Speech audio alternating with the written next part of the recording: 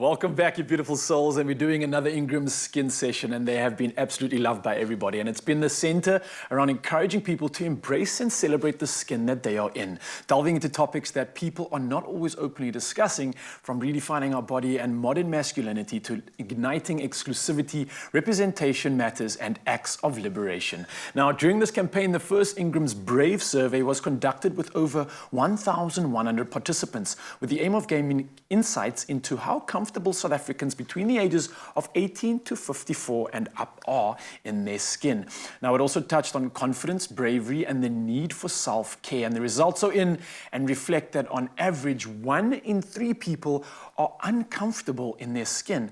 And this stat is higher for the younger respondents too. So, joining us this morning to discuss more on the survey and how the beauty of your skin lies in the acceptance of it, we welcome back body positivity activist, Yummy Hearts, Curves Director, Yama Boyta, and psychologist, Dr. Tsepiso Matenki, to the building. Oh, ladies, it's so good having you in studio. Doctor, are you online with us as well? Yes, I am very well. I'm here. Thank you so much for joining us on such a pertinent conversation. Yama, maybe I can ask you the first question. Seeing what you do is inspiring to me. Looking at your posts online, I love what you're doing. The energy is there. But more importantly, it's raw, it's authentic, and it's real. And for me, that goes so far against the mold of what you're constantly seeing online. We're seeing so many edited pictures. We're seeing so much photoshopping and retouching done.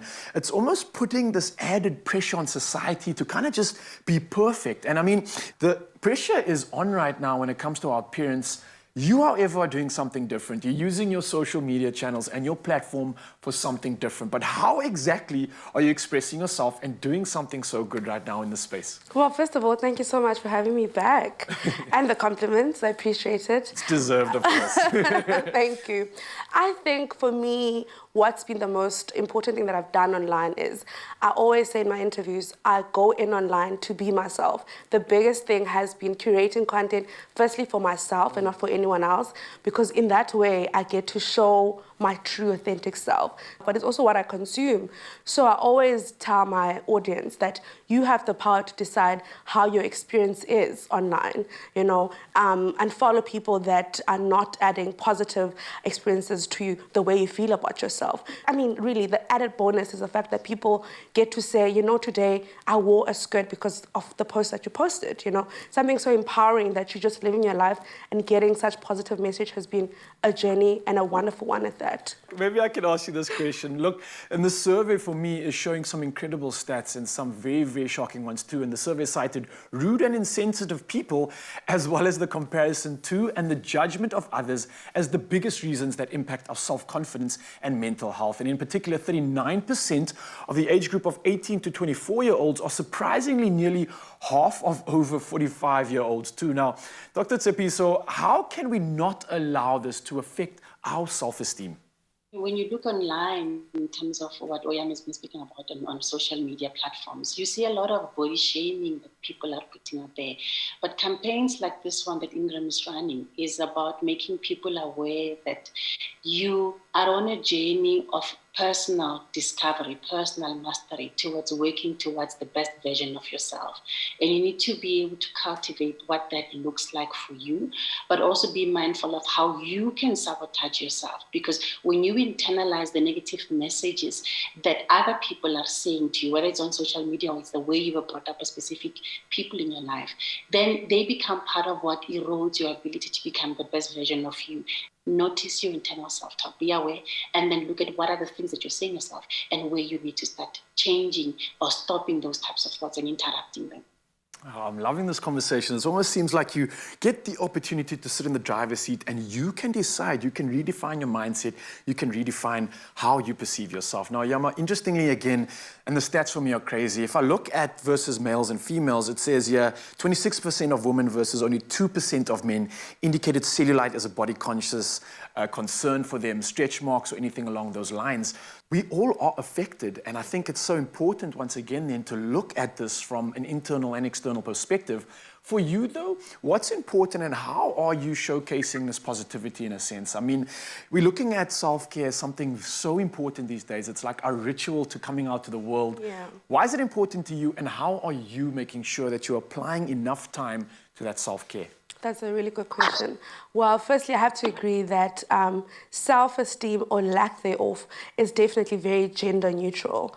And a lot of emphasis has just been placed on females most of the times, but everyone has a feeling of not feeling like they're enough or not feeling like they're worthy. So I think that message is good that it's being pushed out there, because for males, it's really a bigger issue because it's always been painted as they're not supposed to be out with their insecurities, you know? So it's good that even going online and seeing that there's males who, like yourself, actually, your account is just as positive and improving that it's not just women that go through issues or have certain experiences about their bodies, right? And with that comes self-care. When you think about, for example, body positivity, it's firstly about seeing yourself in a positive light, and also society seeing yourself and your body in a positive light. But I always say that starts with you. Yeah. If you dress well, you smell good, you take care of yourself, whether it means you affirm yourself, we see it in your smile, we see it in the way you dress, we see it in your glowing skin because you use Ingrams. You know, once I experience you in that light, it's so easy for me to automatically see you in a positive light. People always want to tell you, well, go bath and live your best life. But really, there's also the internal one where you need to be okay with being alone and be able to affirm yourself so that when you go out to the world, people can see that radiant from the inside, you know? But other than that, I do believe some Sundays do require, I do love the tissue oil that they have, this gel that I lather in my body and then just soak in a bath, you know? It's crazy because for me, it's almost like a ritual now when I'm applying my Ingrams. I'm going through the day and seeking those positive affirmations. Yes. And there's so much negativity around the world that we can subscribe to. But like the doctor says as well, you can affirm it within yourself. And you can take that time to really put your suit of armor on and go smash the world. Doc, let me ask you this one. While many respondents on the survey felt, though, that they had enough time for self-care, the percentage of those who said they didn't have time was 42%. Now, this is quite a high number, but what advice do you have for viewers about the importance of making time for self-care? And also maybe you could share a few tips on how to include it, even in maybe just the small ways. Oyam has been speaking now about how you get ready during the day. The point is that all of us have to brush our teeth, comb our hair, put on lotion, like we're using Ingram, and then be able to put on our clothes, decide on the outfit that we want to wear. If you recognize that time as part of your self-care routine, you could also recognize that that's just the physical aspect of you being able to put on your body armor, like you say. When you look at your day, break it down into times as you become awake in bed, allowing yourself the time to connect spiritually, to just connect with yourself, where you do deep personal attunement and you check, how am I doing? How am I physically? How am I mentally? Instead of just getting out of bed, jumping out of bed and rushing to get the kids out to school or to get to the next meeting, take the time to just do introspection, check how you are connected with your higher God or your higher power. That kind of spiritual connection, that kind of mindfulness actually sets the tone for the day and allows you to center yourself and then even formulate the type of output you want to have for the day, but also how you want to show up in the best version of who you are. Be intentional about what you exclude. Some of us, we use the time to play music that actually just does not add any positive value to us. I know people who, for example, as they're busy getting ready, they will listen to some kind of an inspirational talk or gospel music or whatever it is that lifts their mood.